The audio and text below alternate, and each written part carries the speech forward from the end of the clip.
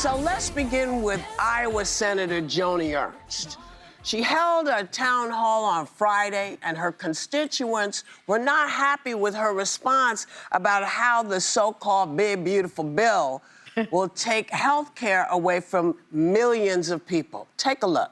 When you are arguing about illegals that are receiving Medicaid benefits, 1.4 million, 1.4, they are not eligible, so they will be coming off. So people are not, well, we all are going to die. So, for heaven's sakes. And then she followed this up by posting this video while strolling through a cemetery.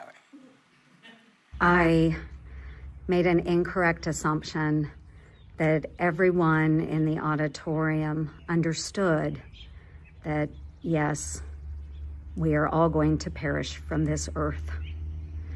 So I apologize.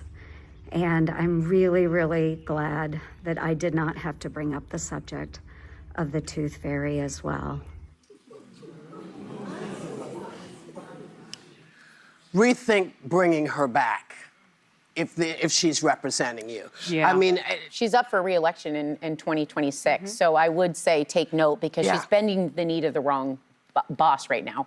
Those town halls are her constituents. And if you are just in a sales capacity, if you are looking to cut things and you know it hurts and we're in a divided time, communicate clearly and kindly with people that are saying they're hurting.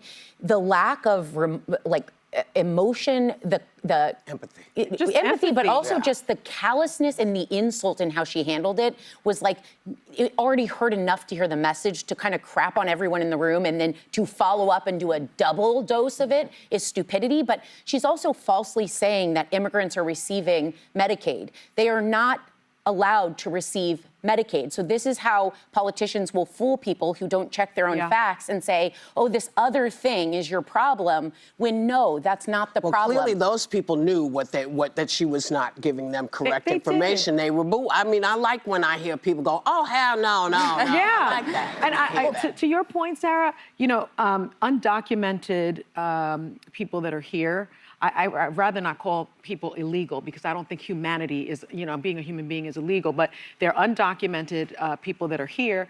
They don't get social safety net programs, but they do pay into Social Security, and they do pay almost $1 billion into our social safety net programs. But what this big, beautiful bill is going to do is it's going to strip 8.7 million people off of Medicaid and lead to 7.6 million more uninsured people over the course of 10 years. So we're not talking about a small group of people. We're talking about our older people. We're talking about our infants. We're talking about young people not having insurance. And the problem with that is that now people are going to start going to emergency rooms again. And so we're going to lose about $1 trillion.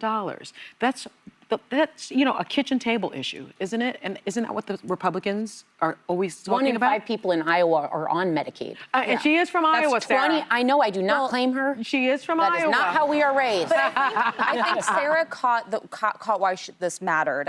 So the first comment was a PR blunder and a mistake. The doubling down stood out to me. Joni Ernst is no moron. She's a combat veteran. She served our country. But she is facing primary challenges ahead of the 2026 midterms. She got on the wrong side of Donald Trump because she was one of the people opposing Pete Hegseth. She ultimately ended up supporting him, but MAGA world is they're coming for her. They're trying to take her out of office. So she's going back to the Donald Trump playbook of double down, never admit fault with the second video. The problem is 10 years into the Trump era, it works for Trump a lot of the times. It never works for other people when they try to do it. It comes off heartless, like a lack of empathy. She should fire whoever advised her. But people have said, but we know that that's who he is. Right. You're the surprise. If I just could say, on the Medicare and Medicaid of it, it's a space to watch because the bill that passed the House does have cuts over the next 8 years to these programs.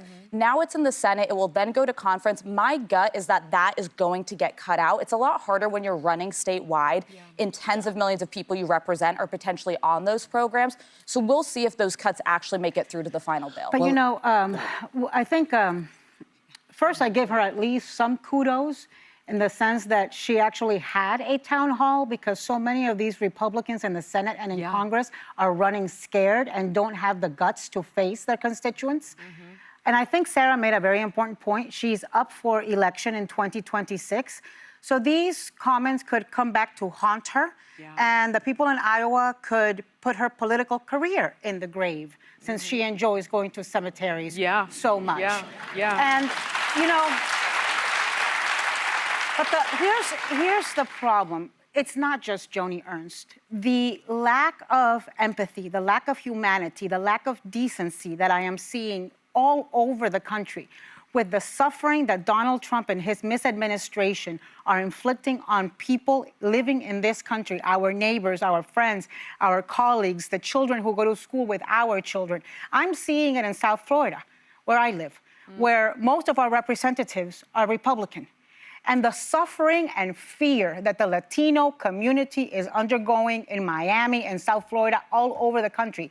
The windows of their cars are getting smashed. They're getting dragged through the streets by men in masks who are picking them. Children are being torn from the arms of their mothers. And this is happening, and our Republican congresspeople aren't saying a damn thing, because they are more scared of Trump right now than they are scared of losing their seats. And that has got to change, because we have no guardrails right now. We have no checks and balances. There is no oversight. If we want that to change, as you always say, it is on us. And we can change it by making sure that there are Democrats elected next year, so that there is some guardrail and some oversight. Because at the same time that they are dragging Latinos all over the streets of America and treating them worse than we would allow animals to be treated in this country, he's opening up the doors and sending a U.S. taxpayer-funded plane to go pick up white Afrikaners fleeing from a non-existent genocide. Whoopi, you've said before, I think, that members of Congress have some of the best medical insurance in the world. I think that they should be on Medicaid. I actually think that we should change their insurance policies so that they have just a smidgen of empathy. I think you used to suggest that. All the time. I used to say, you know, listen, you don't know what it takes to be on Medicaid. You have no idea. But listen, this is nothing new. This is nothing new. Unfortunately, you know, it is, the circle is getting tighter. This is stuff we've always known. We always knew this was what the plan was. The information was right there. So now you have to make a decision. Are you happy with what's going on? If you're happy, then just keep living your life. But if you're not happy, you need to get out and vote. You need to vote in new governors. You need to vote in new, whoever is up for re-election. Also, take a look at what's happening to our farmers. How they're, you know, you don't want to mess with the people. Yes, and you don't want to mess with the farmers because they're growing our food. Okay? But who do you think is picking that food? Well, the farmers are going to get hit by this Medicaid thing. Joni Ernst was raised on a farm. She knows how hard it was, had a second job at Hardee's to get through college. Now she's 10 years into her stint, and she's forgetting the rural communities in Iowa will get hit the hardest by this. I just saw an interview of these farmers in Nebraska. Like Iowa, it's a dairy state. And these folks who voted for Trump were talking about how sad it was for them to wake up at 4 in the morning and have to milk their cows all alone, because the people that used to milk them, they're gone. You know, and even the folks who are doing it themselves, even the farmers who are running their own farms, they can't get what they need. Oh, and they've lost the programs with USAID. They've lost all of the programs. Their food is rotting. We are allowing food to rot in this country. It is, I know, I just want to put the period on it. You know, because the thing I want to always remind us is that, we have politicians, but we are more important.